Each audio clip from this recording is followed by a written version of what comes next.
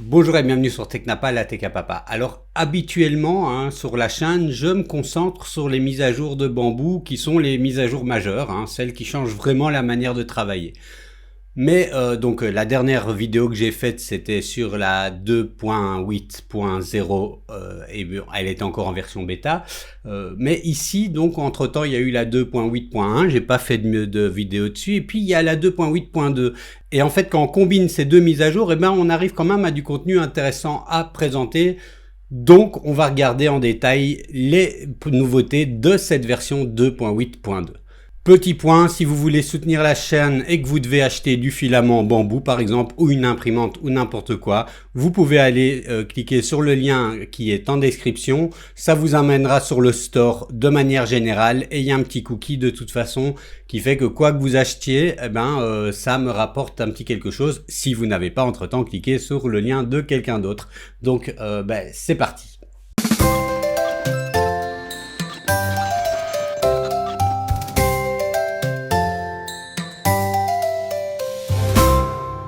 Alors première nouveauté intéressante, c'est ce qu'ils appellent la barre de progression et les points de pause. En gros c'est quoi? C'est quand vous faites un modèle et que vous mettez une pause pour par exemple changer de couleur quand vous avez une imprimante qui n'a pas de multicouleur, ou pour insérer par exemple un aimant à l'intérieur d'une pièce, désormais quand vous imprimez on voit le point de pause qui apparaît. Alors je n'ai pas lancé une impression, donc je vous montre ici une image qui est mise dans le patch note, mais je pense que c'est suffisamment clair pour comprendre. Et en gros, ce que ça fait, c'est que on voit maintenant clairement les petites barres où on a les points de pause, et si on vient passer notre souris, ça nous dit c'est une pause pourquoi. Si c'est un changement de couleur, ça c'est en fonction de ce que vous avez déterminé quand vous avez ajouté des pauses. Alors si vous ne savez pas comment on ajoute des pauses, je vous le dis vite fait. Imaginons que vous vouliez mettre deux couleurs ici, mettre le dessous. Alors évidemment vous ne pouvez pas faire des couleurs qui suivent les trucs, c'est vraiment des lignes comme ça. C'est un peu ce qu'on faisait à l'ancienne. Ou que vous voulez ajouter dans la base des aimants, en gros vous venez trancher, et imaginons que c'est ici que vous voulez changer de couleur, là, que vous voulez faire une ligne de flottaison qui est dans une autre couleur. Vous voyez ici j'ai bougé pour avoir là où je veux me mettre. Je clique simplement sur droit, et là je peux ajouter une pause, ou ajouter un J-code personnalisé, ou changer de filament.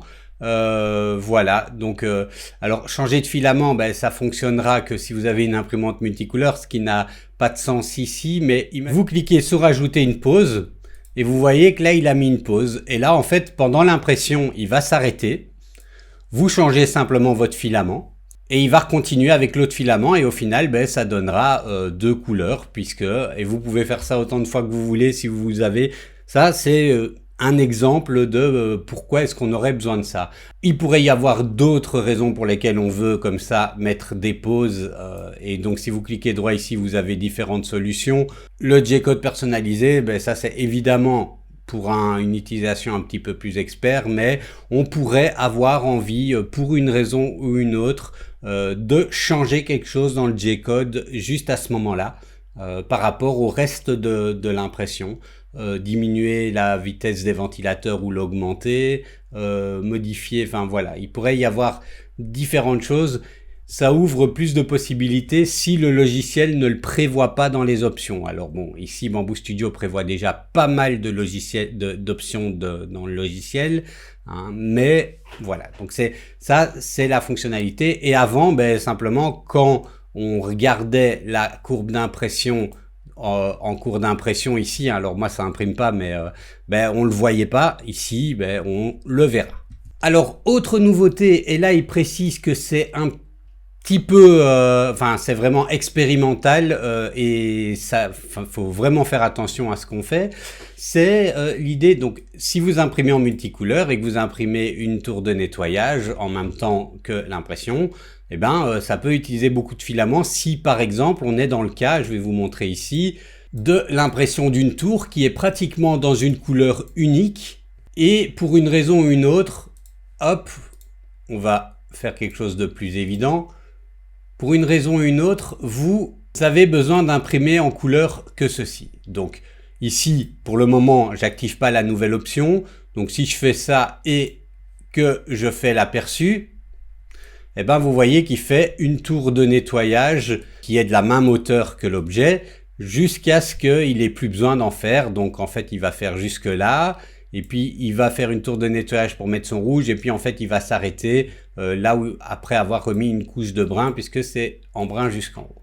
Ça, c'est le mode de fonctionnement normal. Maintenant, leur nouvelle option. Alors, pour la nouvelle option, il faut activer le mode développeur. Donc, aller dans les réglages et vérifier que le mode développeur est activé. Donc, dans Autres, vous avez mode développeur. Et vous avez une nouvelle option ici, pas de couche clairsemée. Si vous l'activez, alors déjà vous voyez ici, et vous allez comprendre pourquoi, il dit que ça va pas. Hein, il faut laisser une belle marge entre la tour de nettoyage et l'objet. Parce que vous voyez ici, parce qu'en fait ce qui va se passer, qu'est-ce que va faire Bamboo Studio? Vous voyez, il fait une tour de nettoyage toute petite. Hein, il ne fait pas tout le truc. Mais pour faire ça, évidemment, il ne va plus travailler couche par couche, mais il va travailler objet par objet. Et donc, il va venir et redescendre sa tête pour faire la tour de nettoyage uniquement sur les couches nécessaires. Donc ça, pour moi, c'est quand même... Alors, il faut faire attention, il faut être prudent par rapport à ce qu'on fait, mais ça, c'est quand même une valeur ajoutée de cette mise à jour. Parce que des fois, on a des grosses tours de nettoyage juste pour un petit changement de couleur tout en haut. Et c'est un peu pénible. Ils mettent en garde sur un point toutefois, c'est que le mouvement de la tête en Z est plus lent. Le déplacement pour revenir jusqu'à l'objet fait que, bref, il peut y avoir du stringing car ça peut susciter un peu de suintement. Alors, autre option, c'est au niveau du gestionnaire de filaments. Alors, vous voyez qu'ici, si vous regardez les images il y a 2 secondes, je l'avais pas, maintenant je l'ai. Ça m'avait échappé et je me disais toujours, mais pourquoi j'ai pas de gestionnaire de filaments? Est-ce qu'il y a un bug? Et d'ailleurs, il y a une vidéo où je me dis, tiens, c'est un bug. Mais en fait, le gestionnaire de filaments doit être activé dans les réglages. Vous voyez, dans préférences générales, j'ai gestionnaire de filaments prendre effet après le redémarrage. Donc, vous devez le cocher et puis redémarrer Bamboo Studio. Et là, vous pouvez avoir le gestionnaire de filaments. Alors, je reviens pas sur le gestionnaire de filaments, il a déjà été traité dans d'autres vidéos. Donc en gros, ça vous permet de gérer votre stock de filaments. Ce qui est intéressant ici dans la mise à jour et ce qui a été rajouté, c'est qu'on peut rajouter des notes personnalisées par rapport aux filaments qu'on a. Par exemple ici, si je viens prendre le Bamboo PLA basique beige que j'utilise par exemple quand je dois faire des visages de personnages, si je viens mettre une note, donc je clique modifier, je mets une note et je vais dire par exemple que par exemple il est trop pâle pour les personnages au teint mat. Et ben vous voyez que maintenant la note apparaît là. Avant on pouvait déjà mettre une note mais il fallait qu'on clique ici pour venir voir les notes. C'était moins pratique. Maintenant directement dans notre liste on voit trop pâle pour les personnages au teint mat. Comme ça, je sais que quand je veux imprimer, je dis ah oui, je mets celui-là. Ah mais non, en fait, celui-là a un problème. Il est trop pâle pour les personnages au teint mat. Bon, alors autre petite nouveauté et c'est surtout une subtilité, donc il faut être attentif. Vous connaissiez probablement déjà la fonction cloner. Hein, donc si vous faites un clic droit et que vous faites cloner, il vous demande le nombre de copies en plus que vous voulez. Ici, si je vais faire une copie en plus, et donc il me rajoute une copie de cette combinaison de 2 que j'avais déjà, ça m'en fait 4. Bon, voilà. Pourquoi j'ai une combinaison de 2? Ben parce que ce sont 2 pièces assemblées dans un objet. Ça, c'est en gros la situation qui est là. Parfois, ça peut être intéressant. Alors, le problème ne se pose pas si on a 2 objets séparés. Hein? Alors ici, j'ai fait simple en prenant les mêmes objets, mais bon, il peut y avoir des situations dans lesquelles vous avez des associations d'objets ensemble pour former, enfin de pièces ensemble pour former des objets. Et ça peut être des fois pas très pratique de devoir justement cloner tout d'un coup. On pourrait vouloir cloner qu'une seule des 2 pièces. Et maintenant c'est possible, hein, que ce soit, donc vous voyez ici dans l'assemblage, si je clique sur une pièce ici et que je fais clic droit, j'ai désormais le bouton cloner. Avant, ça ne s'affichait qu'au niveau des objets et pas au niveau des pièces. Et donc, si je clone celui-là et que j'en mets un, il me rajoute juste un seul. Donc, Voilà, ça c'est un ajout intéressant. Et, et vous voyez qu'il l'ajoute dans l'assemblage. Donc si je clique sur l'assemblage, il sélectionne les trois. Et je peux aussi venir double-cliquer sur un seul dedans, faire cloner, refaire ça, et vous voyez que là aussi, il le rajoute dans l'assemblage. Alors, des améliorations pour la A2L qui sont également à signaler, et 2 points spécifiques en particulier. Donc, si vous avez la Bamboo A2L, ça peut vous intéresser. Premièrement, l'estimation du temps d'impression est affinée quand la machine est connectée à différents types d'AMS. Vous savez qu'avec, ou vous savez pas, mais bon voilà, avec l'A2L, vous pouvez à la fois mettre des AMS standards et puis l'AMS Lite qui est vendu d'ailleurs quand vous prenez la version combo. Le problème, c'est que le mode de fonctionnement quand on utilise plusieurs AMS est un petit peu hybride, et les temps d'impression, enfin, je veux dire par là que le déchargement et le chargement n'est pas exactement le même dans la buse, le temps de déchargement et de chargement, et donc ça dépend de la longueur du tube PTFE, ça dépend du moteur de l'AMS qui est pas le même de l'AMS Lite et de l'AMS classique. Donc si vous combinez les deux, vous pouvez avoir un affichage de temps d'impression qui est pas forcément le plus juste possible. Et donc maintenant, ils vont afficher ça de manière plus intelligente, mais surtout, et ça c'est le plus intéressant, quand vous venez dans les paramètres de l'imprimante, ici de la Bamboo A2L, et que vous allez dans l'onglet temps de chargement, déchargement du filament, vous pouvez désormais personnaliser la longueur, le temps de chargement et de déchargement. Alors quel est l'intérêt, vous allez me dire, de bouger à ça? Ça va pas le faire aller plus vite. Ici, c'est vraiment pour calculer le temps d'impression. Donc si vous mettez ici 1 seconde, il va pas aller plus vite en 1 seconde. Ce qu'il va faire, c'est que, ce qu'il faut faire, c'est dire en combien de temps l'AMS, par exemple, Lite, ici, charge et décharge. Vous voyez 11 secondes, ça c'est le temps qui est calculé avec la longueur standard du tube PTFE, mais imaginons que pour une raison ou une autre, votre installation, votre AMS est plus loin et que vous utilisez un tube PTFE plus long, vous pouvez modifier la valeur ici. Alors il faut le calculer, il faut regarder et prendre votre petit chronomètre, ou si jamais vous avez juste un tube qui est 2 fois plus long que le tube d'origine, vous doublez ici la valeur. Et ça permettra d'avoir une vue un petit peu plus juste pour l'estimation du temps d'impression.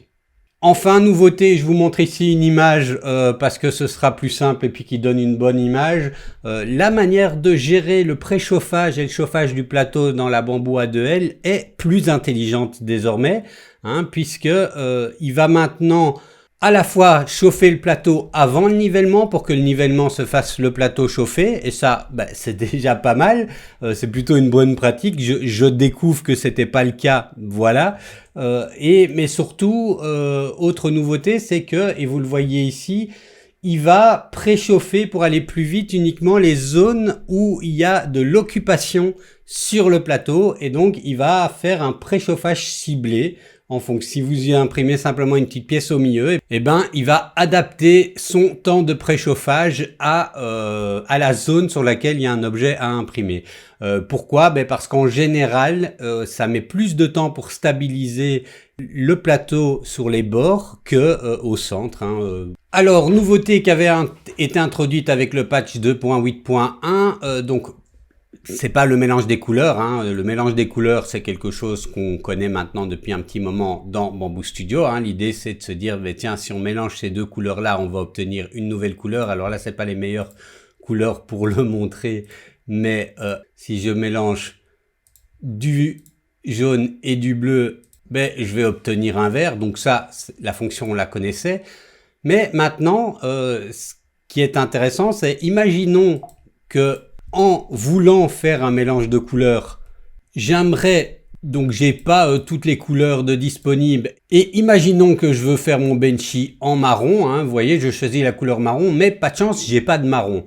Alors je peux commencer à faire mes calculs, mais si je viens faire décomposer la couleur, vous voyez qu'ici, il me le dit, tiens, pour avoir cette couleur-là, tu peux utiliser ce rose et du jaune, et tu obtiendras cette couleur en faisant le mélange de filaments. Alors si j'en ai, parfait, je viens utiliser le rose et le jaune et j'obtiendrai ce marron. Mais donc ça va pas fonctionner avec toutes les couleurs, mais c'est déjà plutôt intéressant. Alors, autre nouveauté également, c'est que donc quand on est dans la page de gestion de l'imprimante, vous voyez, imaginons ici que je veux modifier le filament que j'ai sur ma bobine extérieure de mon H2C. Je clique ici et je peux désormais venir prendre les filaments qui sont dans mon gestionnaire de filaments. Voilà, comme ça, je sais déjà quelle bobine je vais prendre. Je vais prendre mon gris dans lequel il me reste que 550 grammes. Hop, voilà, je vais mettre celui-là et je le sais. Ça va adapter directement également, hein. Le gestionnaire de filaments va savoir que c'est cette bobine qui est prise et donc va déduire la quantité de filaments imprimés après l'impression. Alors, autre nouveauté intéressante aussi, c'est que si vous achetez des buses E3D pour vos imprimantes, attention que ce n'est que pour les H2D, H2S, H2C sur la buse de gauche uniquement, X2D et P2S, on peut directement ici maintenant avoir la E3D haut débit dans la configuration du débit de la buse. Donc on peut choisir standard, débit élevé et désormais E3D haut débit si c'est le cas, si c'est la buse qui est installée dans notre imprimante. Alors, autre nouveauté également, quand il utilise un filament du gestionnaire de filaments et qu'il se rend compte qu'il n'y aura pas assez de filaments pour finir le print, et bien désormais, au moment de lancer, alors ici c'est une image qui est du patch note, au moment de lancer le print, il vous met un petit message pour dire le filament dans la MS pourrait ne pas avoir assez de quantité pour terminer le print. Voilà, comme ça au moins vous le savez. Et vous aviez probablement vu, j'étais surpris aussi quand je vous ai montré les réglages, ils ont refait la page de préférence avec des onglets, hein, puisqu'avant c'était une page entière. Je l'ai découvert maintenant avec cette nouvelle version. Donc voilà pour les nouveautés majeures. Alors à côté de ça, il y a une série de toutes petites nouveautés mineures ou de correction de bugs ou d'optimisation de fonctions que j'ai pas détaillé parce que c'est un peu long. Donc si vous voulez, vous pouvez aller voir le patch notes, il est en description. Et puis je vous rappelle que si vous avez besoin d'acheter des choses chez Bamboo, n'hésitez pas à cliquer sur mon lien affilié qui est également en description. Ça aide la chaîne et si c'est votre manière de remercier pour le travail que je fais pour vous, ça me fera plaisir de l'accepter, évidemment. Bon allez, bonne journée.